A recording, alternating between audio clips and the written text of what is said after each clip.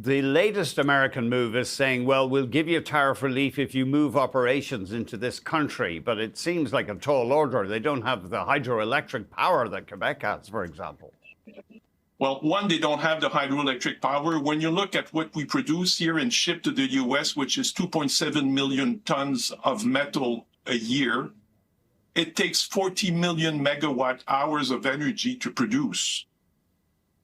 They don't have the energy. They don't have the hydropower.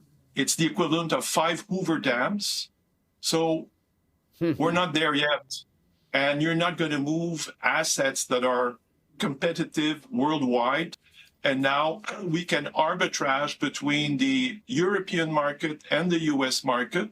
And when the net back is better in Europe, we ship to Europe. This is what happened over the past 3 months and force accelerated depletion of inventories in the US. Canada made one decision that completely changed Trump's aluminum strategy. Instead of giving America more factories, Canadian companies started building stronger business with the rest of the world. Now, the US is discovering that replacing Canada's aluminum is far harder than anyone admitted. The Trump administration believed it had found a powerful way to reshape North America's aluminum industry. After placing heavy tariffs on Canadian aluminum, Washington expected companies to make a simple choice. Either keep paying higher costs to sell into the United States or move production across the border. Behind closed doors, American officials even offered Canadian aluminum and steel companies something extra. If they shifted their operations into the United States, they could receive faster tariff relief. The message was clear: bring the jobs, the factories, and the investment to America. For many industries, that kind of pressure might have worked. Companies often move production when costs become too high. But aluminum is not like making cars or electronics. It is one of the hardest industries in the world to relocate. Building a modern aluminum smelter takes billions of dollars, years of planning, and one thing that cannot be created overnight: huge amounts of low-cost electricity. Canada produces most of its aluminum in Quebec, where massive hydroelectric dams provide reliable and affordable clean power. Aluminum smelting uses an enormous amount of electricity every single day. In fact, electricity is one of the biggest costs in making aluminum. Quebec's hydro system gives Canadian producers a natural advantage that very few places in the world can match. The United States does not have that same advantage. Over the past several decades, many American aluminum smelters closed because of high energy costs and competition from cheaper producers. Today, the US has only a limited amount of primary aluminum production compared with its manufacturing needs. That means American factories still depend heavily on imported aluminum, and Canada remains their largest and most reliable supplier. Even if a Canadian company wanted to move south, there were not enough ready-made smelters waiting for them. New facilities would need years to build, environmental approvals, skilled workers, and billions of dollars in investment. Simply offering tariff relief could not solve those challenges. Prime Minister Mark Carney's government understood those realities. Instead of encouraging companies to move to the United States, Ottawa focused on keeping production inside Canada. Losing the aluminum industry would not just mean fewer factory jobs. It would also weaken Canada's manufacturing base, reduce exports, and give another country greater control over one of Canada's most valuable industries. Rather than packing up their operations, many companies started looking beyond the United States. Europe became a growing destination. Other international markets also began receiving more Canadian aluminum. Instead of depending almost entirely on American buyers, producers started expanding their customer base. This strategy did not eliminate the importance of the US market, but it reduced the risk of relying on a single country. For decades, the United States was the obvious customer for Canadian aluminum because of geography and deeply connected supply chains. But tariffs changed the calculation. Companies realized that if trade policy could change overnight, then depending on one market carried serious risks. And if you want the real story behind how Canada is still holding its ground through tariffs, wars, and hard times, hit join below to join the membership for exclusive documentaries you won't see anywhere else about Canada's progress and rise through uncertainty. Finding customers in Europe and other regions became a way to protect future business. Canadian aluminum is produced using mostly hydroelectric power. giving it one of the lowest carbon footprints in the global aluminum industry. As more countries and manufacturers look for lower emission materials, that becomes an important selling point. European companies, especially those under stricter environmental rules, have shown growing interest in cleaner sources of aluminum. This means Canadian producers are not simply replacing one customer with another.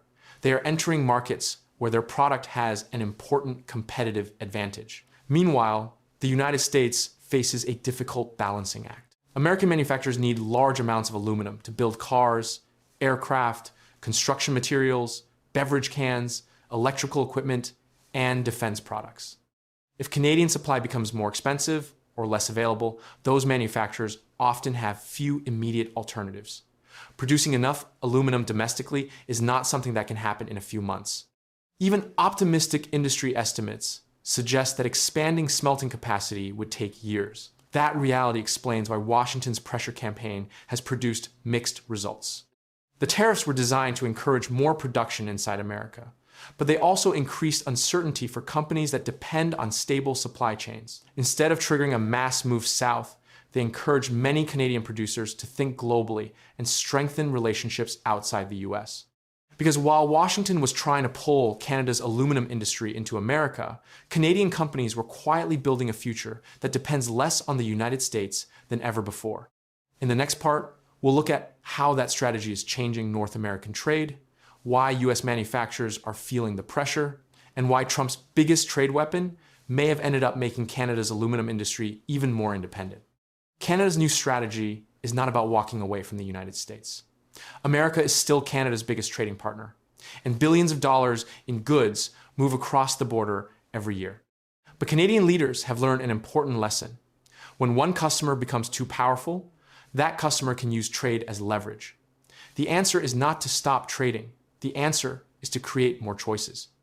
Instead of waiting for tariffs to disappear, producers have expanded relationships with buyers in Europe and other international markets.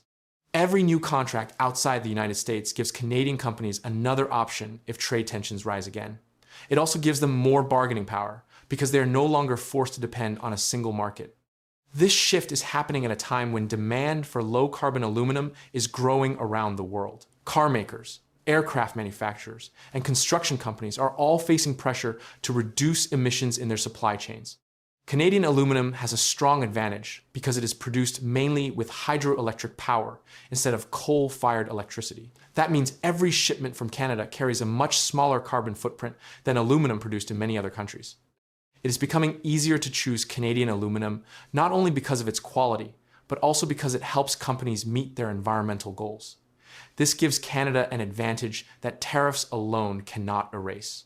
American manufacturers consume far more primary aluminum than the country produces.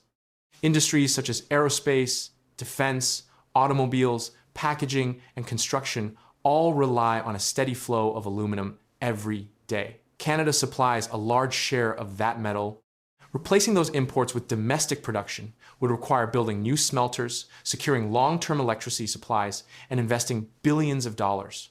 Even if every approval moves smoothly, new smelters would still take years to build and begin operating. Skilled workers would need to be hired and trained. Infrastructure would have to be expanded. Power agreements would need to be signed. These are long-term projects, not short-term political solutions. That is why many industry experts argue that moving Canada's aluminum industry into the United States was never a realistic plan. The factories already operating in Quebec have access to clean energy, experienced workers, and well-developed supply chains. Starting over in another country would cost enormous amounts of money while offering no guarantee of lower production costs. Rather than spending billions of dollars to relocate, they focused on improving what they already had. They invested in existing operations, strengthened export relationships, and continued serving customers at home and abroad. Instead of moving jobs out of Canada, they worked to keep production where the industry has been successful for decades. Prime Minister Mark Carney's government supported that direction. Ottawa made it clear that protecting Canada's industrial base remained a national priority. The government has also emphasized the importance of expanding trade with reliable partners beyond North America. The goal is simple: make Canada's economy more resilient by reducing dependence on any single country. Canada has been working to increase exports of energy, critical minerals, manufactured goods, and other products to markets in Europe and Asia.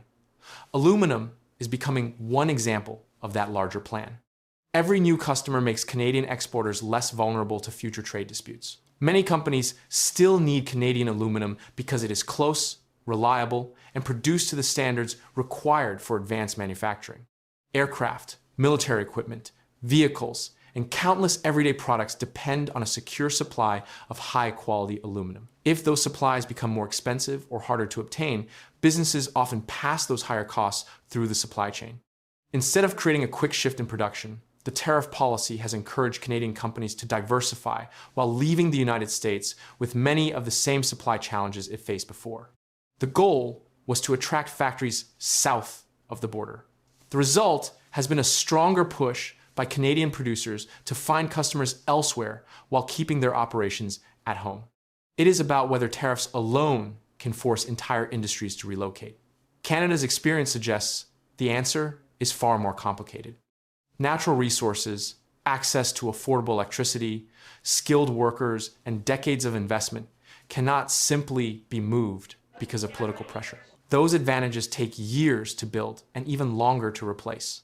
Trump's strategy was designed to pull Canadian aluminum into the United States. But instead of crossing the border, much of Canada's industry stayed where it was, expanded its reach into new global markets, and continued supplying a world that still needs its metal. For Canada, that has become a lesson in protecting a key national industry. And for the United States, it is a reminder that some supply chains are much harder to reshape than they first appear.